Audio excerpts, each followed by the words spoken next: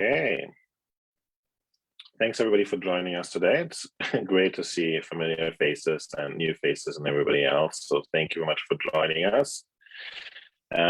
We have my friend and colleague, the amazing Sarah, today, and she will talk a little bit about language inclusion.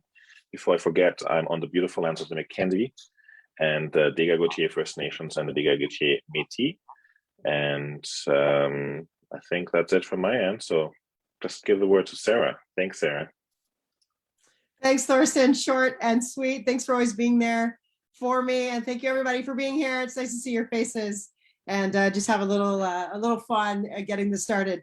So today I'm going to give you a little taster, like a movie preview. So think about this is like the intro to the movie that I'm going to be showing you on Thursday, March 3rd at 5 p.m. Mountain Time, where we're going to really dig into these topics. And also, I welcome your questions and challenges and concerns and your thoughts and worries. All those things will certainly be welcome there. And as this conversation we're going to have is a journey, that's for sure.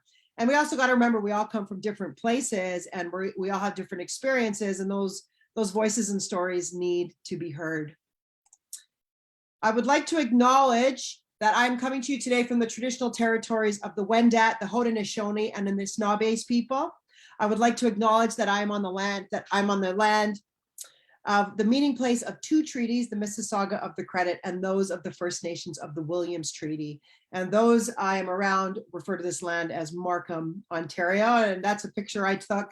I try to get out as much as I can and really reflect and really try to appreciate where I'm at and understand my journey, and that my journey may have been so much easier than so many other journeys because of the color of my skin and my family's history. And I really am thinking about that and reflecting on that a lot lately. Even sharing with you today, I can feel some of the understanding starting to come. It takes a while, that is for sure.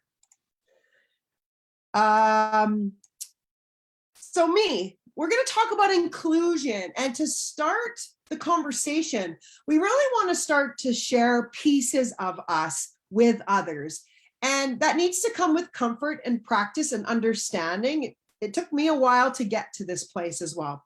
But I want to give you a more inclusive introduction of who I am and what I'm about. So my name is Sarah Galsworthy, and I go by the pronouns of she, her, and hers. And I'm going to share with you in our conversation. I also teach at college, so I use the lecture sometimes. Share with you in our conversation about what pronouns are, why they are important, and how they can help create inclusive environments for all those that you live, work, and play with. This means I'm a cisgender female. I'm a member of the LGBTQ community, which means I live common law with my partner Maya and my 9-year-old daughter Ayla, who's downstairs playing a lot of video games today. And I also am raising a big 180-pound dog. His name is Hamilton. He's a Great Dane Bull Mastiff mix. So that is my sort of nuclear family. I haven't always lived on these traditional lands. I've only been here for a few years, about 13 years, maybe 14 years now. But I actually grew up on the unceded traditional territories of the Matski, Kwantlen, Katsi, and Semiahmoo First Nations, which is out west on the west coast. And then I moved even further west and spent my sort of young womanhood reflecting and being raised on the Coast Salish territory. So I'm a West Coaster by birth and nature, and I think it's in my blood. I still feel that way, even though I'm out east now. So when I'm not talking to you, I teach college students at Seneca College. I work with High Five, Sport for Life, Inclusion Incorporated, and the Coaching Association of Canada. And I do that through my own consulting company called SG Consulting. What I really want you to know about me is I absolutely love coffee. In fact, it's probably a little bit scary how much I drink. I really love Lego. I collect it. You can see some of my collections behind me. And I love adventure, new adventures. I can tell you on my list of most important and sacred adventures is my trips up into the north. Such a beautiful and special place, and cold place. So This workshop is about the language of inclusion, and what it is really about is us and the way we represent ourselves and talk to others. Don't for a second think that I don't make mistakes and I don't misspeak. Of course I do. And I'm going to continue to do that. But I am on the pathway of understanding why that is important, that I fix that and I reflect on that and I understand that words are important. What I really want to reflect in this workshop is that what we do, how we do that thing, what we say and how we say, like our tone, and our body language. We sort of call this nonverbal communication. When we look at these things together, it has a massive impact on the experience of others that we are responsible for. It could be our families, it could be our communities, it could be a program we're currently running in an after-school center. So the words we use have a massive impact on those around us. And I'm going to share in this workshop why that's the case. I want you to think right now of a time when you felt the most included. Think about what was around you and why did you feel so included? Maybe you even need to dig a little deeper and think about what inclusion truly means to you, what that word represents. And I want to welcome all thoughts and feelings. Sometimes that word inclusion might trigger. Some people don't like that word. They feel like when we talk about inclusion, we're really talking about exclusion. And we're going to talk about what that means in this conversation we're going to have in just a couple of weeks. So I'm trying to be careful with what I'm saying and what I'm doing, because it's important to me that you feel welcome here and that you feel safe here. Your whole pieces of you. Maybe you're a little angry or upset, or maybe a little cynical and critical. Maybe you're happy and fun and engaged and you're feeling joy. Maybe you're feeling unsafe or safe. All those elements are really welcomed here. And I really want to talk about what that actually means. We're going to talk in this course about equity, diversity, and inclusion. We're going to talk about what those words mean. We're going to talk about the definitions of those words. We're going to talk about how we can be included, how we can put our hands up to really get engaged. If you think about equity, what really is that? And really, equity leads to justice, making sure that we create spaces for people that really need us. I've often worked in programs in the recreation and sports sector and sort of my passion and my interest is with the kids that just don't come. They're not there. And I want to know, why aren't they there? And a lot of the reasons are because of the systems that we've created that have put up so many barriers. The kids just can't get there, or the adult just can't get there. And when we look at equity, we really look at, what does fair mean? What do people need? When do they need it? We're going to dig really deep on that, because not everyone needs the same thing. Many people need more, and it's our job to think about what that more is and to make sure we bridge that gap, break down those barriers. And it really is about this conversation, the language of inclusion. So equity, diversity, inclusion, we're going to dig really deep into that. Diversity is what defines the differences of us. And I think that's mostly the most important, interesting parts of us. I really, truly love meeting people and digging deeper of who those people are, but I have to understand the different pathways and journeys of others. So diversity is about the differences of us. And inclusion is really about what we can do. It's an action word. I see it as an action word, things that we can do to engage our community. Let's get those hands lifted up. Every time the hands popped up on that slide, I got a little freaked out. We're going to talk a lot about intersectionality. It's a big word, I know, and I think it's an important word. If you haven't heard it, we're going to break it out in my workshop, in our workshop on March 3rd. But what we're looking at is how everyone has different pieces of them. And when we put them together, they can create more barriers than others. So when I think about my experience, when I think about intersectionality, I can't think about the privileges I've had due to the color of my skin, the environment in which I was raised, the fact that I had less barriers than others. And digging deeper into this makes it a lot easier for myself and for others to come together, to connect and to understand how we can pull those bridges together. When we think about others, we need to think deeply about others. We need to think empathetically about others and compassionately about others. And we need to think about what those differences are. When we think about ethnicity, gender, age. Age, I'm reflecting on a lot lately because I'm 47. 50 is around the corner. And I really want to think about what that means. Even my 9-year-old said the other day, I'm halfway through my life. And I thought, yeah, I need to really think about what that means to me and what I present to others. Our sexualities, our abilities, our culture, our class, our religion. And we need to understand that every single human being has a different experience. And we don't want to get wrapped up in the dangers of a single story, understanding that one person's story represents the entire nation that they come from, and that's not the case.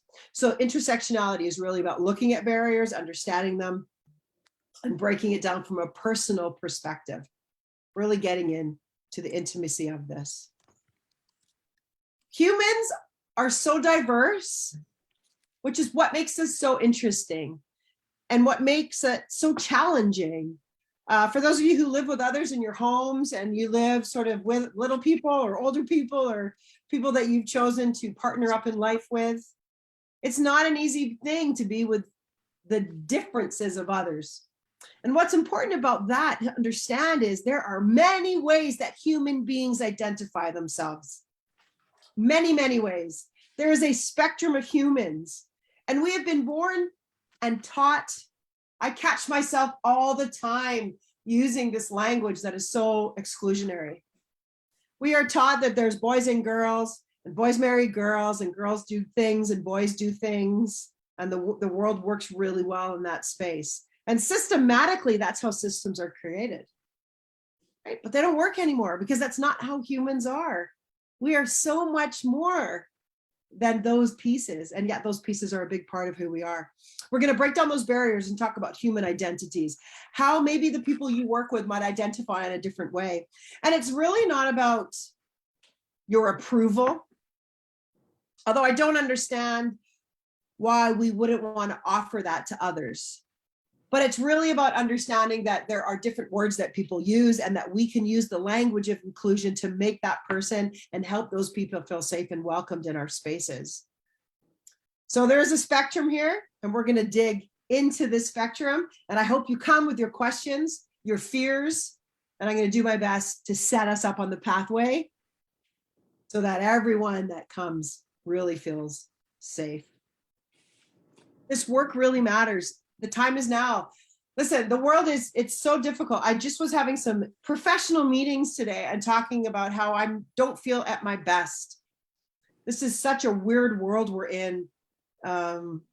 This COVID has really hit us hard, and it's been difficult. I've been struggling. There's no doubt about that. For the first time in my life, motivation is something I've been struggling with, and I don't typically struggle with that. So as we re-enter, and I know we're all over the place and in different levels and different places in regards to how our programs are opening up. What we say, what we do, and how we do it matters even more as people start to return and they're feeling sensitive and they need more from us. Language like, hey guys, hey girls, let's go ladies. Those can be really detrimental to some people. And I want to share with you in this course why that's the case.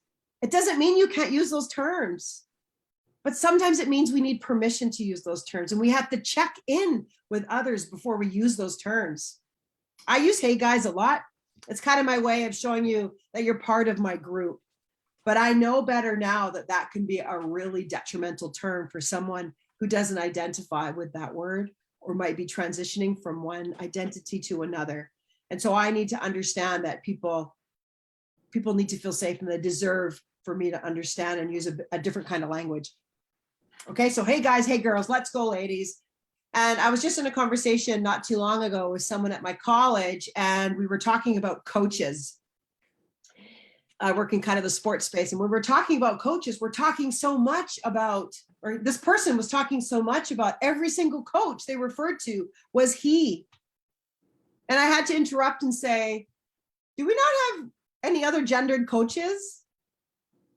And they were like, what are you talking about? We have this masculine language sometimes that's just becomes a part of our vernacular, and it's just not necessarily it's not safe anymore. We need to do better. And I'm going to share a little bit about why that's important, and find your comfort with the language you're going to use. So in our workshop in a couple of weeks, I'm going to talk to you about the language of inclusion. I'm going to give you some research base, because I'm a professor, I got to throw that in there, a few guiding principles. I'm going to share with you what other organizations have sort of done to support their people in creating a more inclusive space and really engaging in this language of inclusion. We're also going to talk about pronouns. We're going to dig deep into pronouns. I pulled this off of Egale Canada. There's amazing resources out there, and I want to share it with you. Or we'll talk about what yours are, why they're important. There are many of them. It is tricky to use them. We do make mistakes. We will get slipped up with what we use.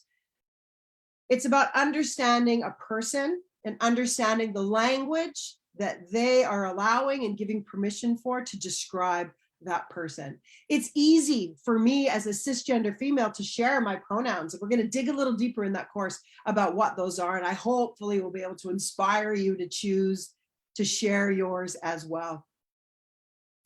Because to me, if I can open up the door for somebody else because it's easy for me, and I can open that door and make it easier for somebody else, I'm going to take that opportunity to do that, because others have done that for me. Right? It's not always easy. You're not always going to agree, but I want to show you why it's important, just to at least get you thinking and planting those seeds. So I was asked to talk for just a few minutes. I'm at 2:20 now. I'm curious if there's questions or comments out there, and we can have a conversation about those. I hope I've enticed you to come. We're going to talk about how to deal with humans first. We're going to talk about the heartbeat of our programs. We're going to talk about how words make people feel safe. We're going to talk about some strategies and some tools to dig in a little deeper about what inclusion really is and how we can turn it into action and have some tangible pieces that we can put into our programs and do the thing, do the doing.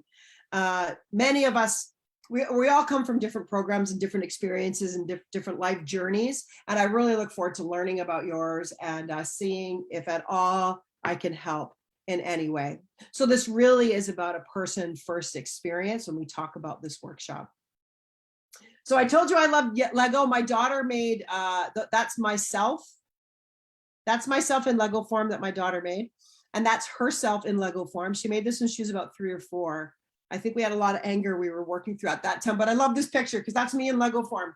So please, all I want to say is join me Thursday, March 3rd. The link is in the chat. You don't need to register, just show up, bring your friends, bring your families, bring your kids, bring everyone. Everyone is welcome. You can join and leave at any time.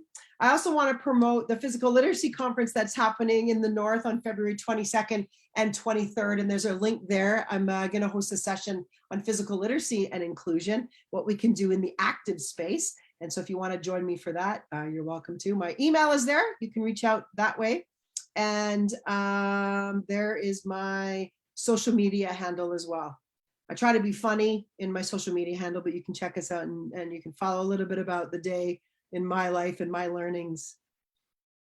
Okay, that's it, everybody. I'm going to stop talking now. I'm at 22 or so minutes. Thank you for joining me. I hope that this little trailer of our workshop is interesting to you, and I'm open to your questions, your thoughts, your concerns. So take care, everyone. Be safe out there, and thanks for being here. Absolutely beautiful, Jessica. Thank you so very much. Always nice to hear you speak, and always nice to just be in your energy. I absolutely enjoy that. I mean, our conversations always go from right to left, up and down, and I think many people that are joining right now will know that exactly what I'm talking about because they know me that well. But that's fine. So thank you very much for this, and I hope you will see you all there then on March 3rd at 5 p.m. Northwest Territories time. So thank you very much.